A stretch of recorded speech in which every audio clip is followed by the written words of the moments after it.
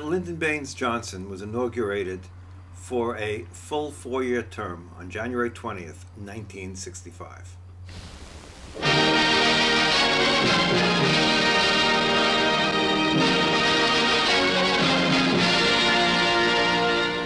A new page of American history is inscribed in the nation's capital as President Lyndon Baines Johnson leaves the White House to take the oath for his first full term as 36th President of the United States.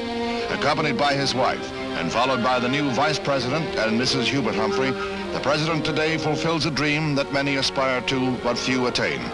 Flanked by Secret Service men in stringent security arrangements, the President's car leads a cavalcade to the steps of the Capitol, historic site of the inaugural ceremonies.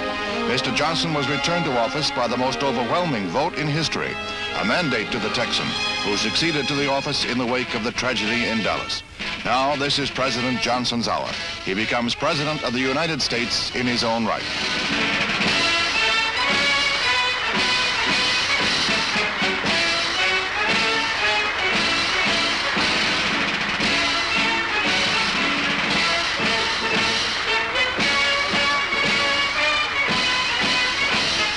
First to take the oath is Hubert Horatio Humphrey, who fills an office that has been vacant since President Kennedy's assassination. The oath is administered by Speaker of the House John McCormick, who until this moment was next in line to succeed to the presidency.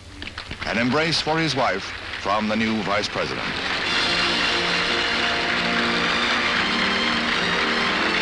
Then the solemn moment that marks the continuity of the President's office. Chief Justice Warren administers the oath as Mrs. Johnson establishes an historical precedent. For the first time, a president's wife holds the Bible, a gift from his mother, as Mr. Johnson is sworn in. Will to the best of your ability. And will to the best of my ability. Preserve, protect, and defend. Preserve, protect, and defend. The Constitution of the United States. The Constitution of the United States. So help you God. So help me God.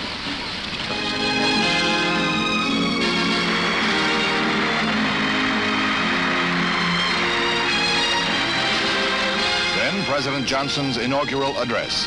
It proves to be one of the shortest in the nation's history. In it, Mr. Johnson bids the United States to dedicate itself to justice for all and to end tyranny and misery. It was a speech that was more philosophical than specific, aimed at projecting the targets and hopes of the new administration. In part, he said, "We can never again stand aside, prideful in isolation. Terrific dangers and troubles that we once called foreign now constantly live among us. If American lives must end and American treasure be spilled in countries that we barely know, then that is the price that change has demanded of conviction and of our enduring covenant. Our nation's course is abundantly clear. We aspire to nothing that belongs to others. We seek no dominion over our fellow man, but man's dominion over tyranny and misery. The address was hailed by both parties as a fitting statement of the nation's abiding principles and goals, with objectives as lofty as the great banner that cloaks all proud and patriotic Americans today. Then the President leads the inaugural parade along Pennsylvania Avenue as he returns to the White House reviewing stand. An estimated 1 million people watched the parade, one of the shortest of inaugural pageants. At the President's request, there was no hardware, no tanks or missiles or spacecraft.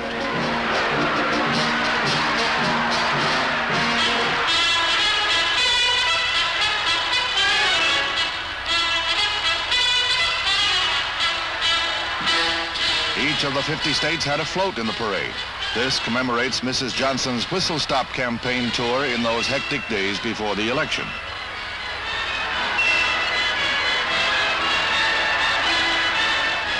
They enjoy every moment of their hour of triumph in a good old Yankee Doodle tradition.